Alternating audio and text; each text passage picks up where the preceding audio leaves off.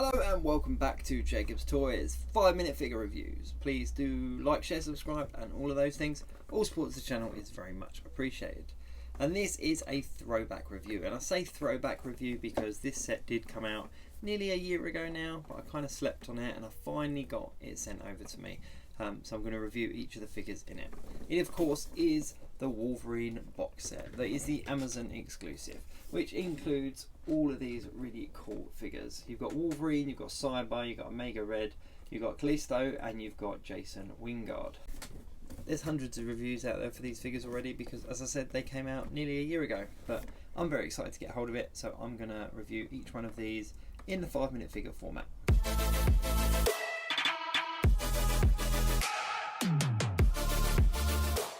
Let's take a look at Callisto. Callisto. There we go. Saying it right. Callisto. So, Callisto is the leader of the Morlocks. The Morlocks is basically... actually, I'll tell you what, I'll get into the Morlocks a little bit later. Let's have a look at the figure first of all. Now, this is built on the same mould as the punk kind of Storm. So it's got the jacket and everything, and the only difference I can tell is that she's got kind of little armbands up here, and then obviously gloves. And then obviously the colours are different as well. But the head sculpt on this one is absolutely awesome. It really does, for me, represent what she looked like in the comic books. Callisto basically was the leader of the Morlocks, and what I think is really funny is that she lost that position to Storm, and then Storm gave it back to her. And then this figure is built on the same mould that we first saw in a Storm figure. I just think that's really quite hilarious to actually think about. Whether that was intentional or not, I don't know, but it's still quite comical to think about. So basically the Morlocks are a group of mutants, and they're basically kind of the outcasts that live underneath New York City. So they live in the sewers and everything like that, abandoned subway lines. Yeah, and they've basically got this whole society of kind of like underground living. So they're really quite creepy, I thought, when I first was introduced to them, but they're also quite cool. More on that in a bit. Let's have a look at the actual figure. So she comes, as you can see here, with all the same parts that the Punk Storm comes with a little jacket and that, and she also has little spiked armbands. She comes with 2 alternate hands, which are knife holding hands, because she also comes with these 2 cool little knives. So she's got one here that's like a switchblade knife, and unfortunately I did see if it's like sort of closed up, but it doesn't.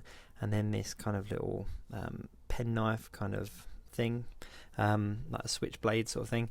And as I said, the real standout part for me on this figure is the head sculpt, as well as those little knife accessories. They're pretty cool.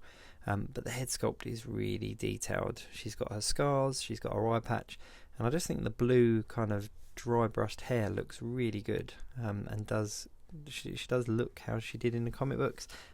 She had a few different kind of outfit choices in the comic books, so I'm not going to get particular over whether I saw her in an orange vest or these kind of knee-high boots or anything, because she just looks like she did in the comic books, and I'm hoping is a sign that we're going to see more and more of the Morlocks in the Marvel Legends. I've put that on the wrong way. Let's swap that around. But it would be nice to see a few more of the Morlocks in the Marvel Legends range. That would be really cool. Now, correct me in the comments if I'm wrong, but I can't remember her having any particular abilities. I just remember her being really good with knives and sort of like really good at kind of the kind of mission side of it, like, you know, tactical. That's the right word. Being tactical and being good with knives. I'm sure there was a part in the comic books where she had like long arms or something, but do tell me in the comics if she had an ability that I'm forgetting about. But I would have thought that's why she comes with these 2 knives, and she's got a nice bit of articulation. She's obviously built on the female body that has been used so many times now, so the articulation is what you would expect in a 6-inch Marvel Legends female figure, and she was obviously released before we got that updated body mould for the female figures with a double jointed elbow. So she has only got 1 joint in her elbow, but there's just enough there that you can kind of put the knives on display. Now I'm going to display her holding both knives because I don't want to lose them, and even though I have got kind of a knife and sword drawer, like a mini drawer in my weapons section where I keep all the weapons and hands and stuff, I think that these are so tiny that you've only got to drop them and they're going to be gone. So personally I'm going to display them with them in her hands.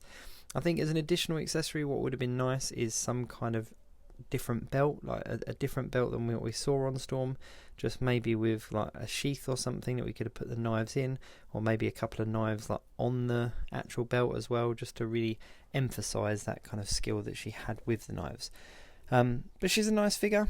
She was one of the ones that kind of swung it for me, because I thought if they are going to start releasing the Morlocks, I've definitely got to have Callisto, because she's the leader of the Morlocks, and there's some decent photos to be taken with her and Storm, like going up against each other. So yeah, she's a good one in my opinion. Do check out my channel. I'm having a look at all the figures in this Wolverine box set and having a little look at each one of them in the 5-minute figure review format. As always, please do like, share, subscribe and all of those things. But yeah, overall I'm really pleased with her, and she's definitely one of my favourites in the box set. See you soon.